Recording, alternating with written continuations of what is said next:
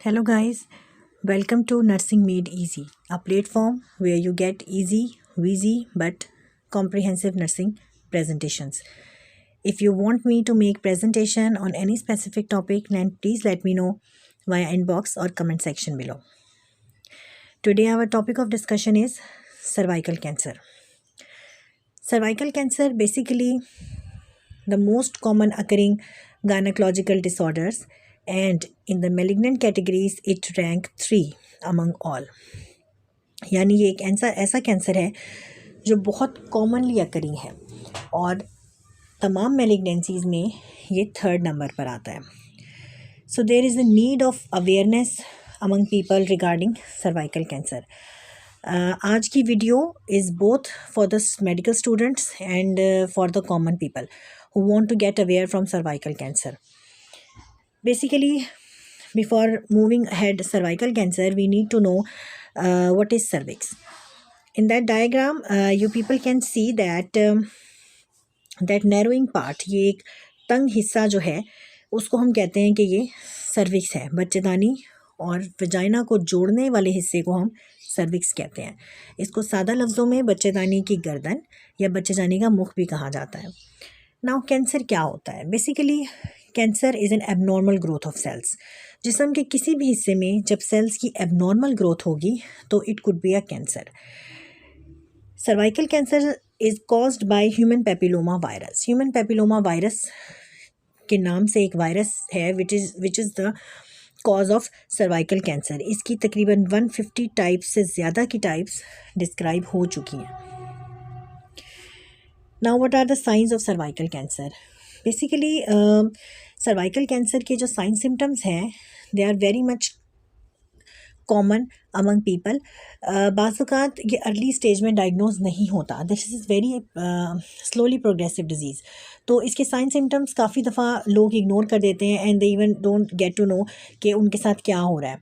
For example जो इसके sign symptoms हैं उनमें फर्स्ट नंबर पर है bleeding while not on your periods. जब आपको अपने पीरियड्स के अलावा भी ब्लीडिंग हो रूटीन में, कभी थोड़ी हो गई कभी ज़्यादा हो गई, बिटवीन पीरियड्स हो गई, बिटवीन साइक्लिकल ब्लीडिंग हो गई, आफ्टर मीनोपॉज अगर ब्लीडिंग है, people are bleeding after sex. Patients की कंप्लेन होती है कि they are bleeding after sex. Periods which are heavier, ज़्यादा तेज़ ब्लीडिंग होना, बहुत ज़्यादा ब्लीडिंग होना.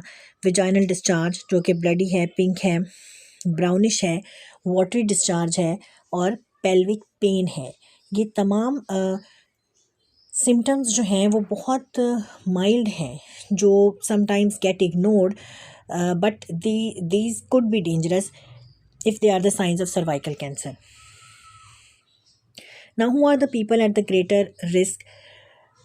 The people who are at greater risk includes smokers, the women who have multiple or several pregnancies, especially above 5 children, जिनका weakened immune system है, giving birth at a very young age, long-term use of contraceptives और family history.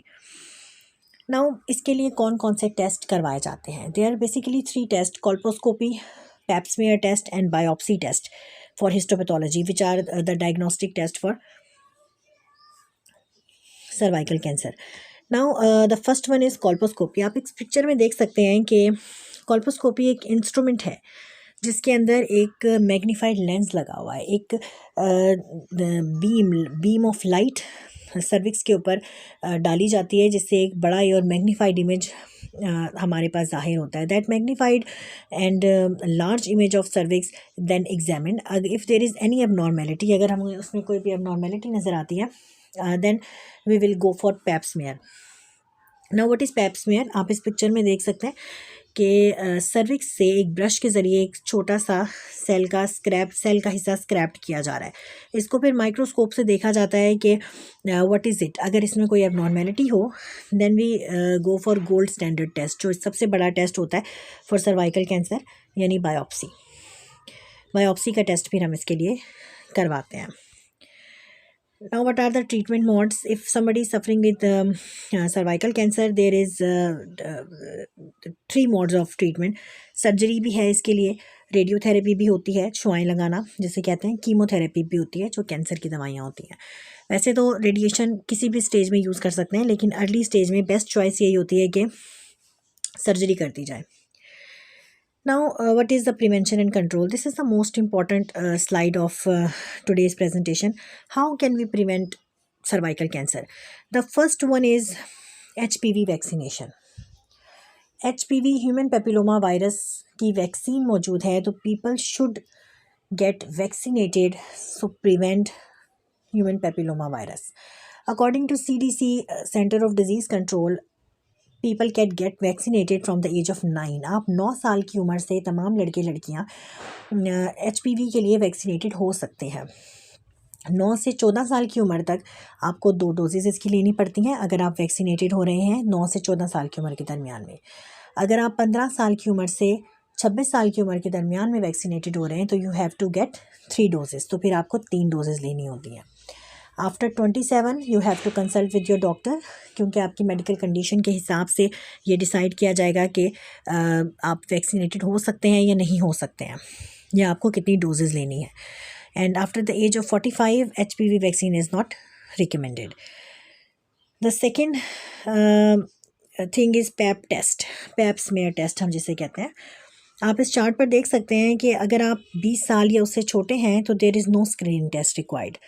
From the age of 21 to 29, 21 से 29 साल की उम्र में हर 3 साल में आपको ज़रूरत है कि आप PAP का टेस्ट करवाएं. फ्रॉम टू एज 30 to 65 हर 3 साल में ज़रूरत है, विद HPV test together every 5 year. यानी आप हर 3 साल में पैप टेस्ट करवाएंगे और हर 5 साल में आप HPV का टेस्ट करवाएंगे from between the age of 30 to 65. 66 के बाद basically no screening test is as such recommended.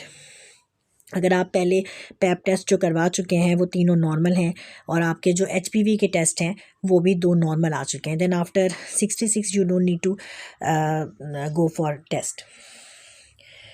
Now the third one is sexuality education tailor to age and culture. It is very important because it is the most common cause of HPV is sexual transmission. So sexual education is very important. Condom promotion for safety purposes, avoid sexual relations at teenage, or proper health education की campaigns should be started so that the people get aware more and more about this disease. Now this is the end of today's presentation regarding cervical cancer. As I mentioned earlier, that was an awareness video both for the common people and for the medical students. So if you have any question guys, you can ask me in the comment section below.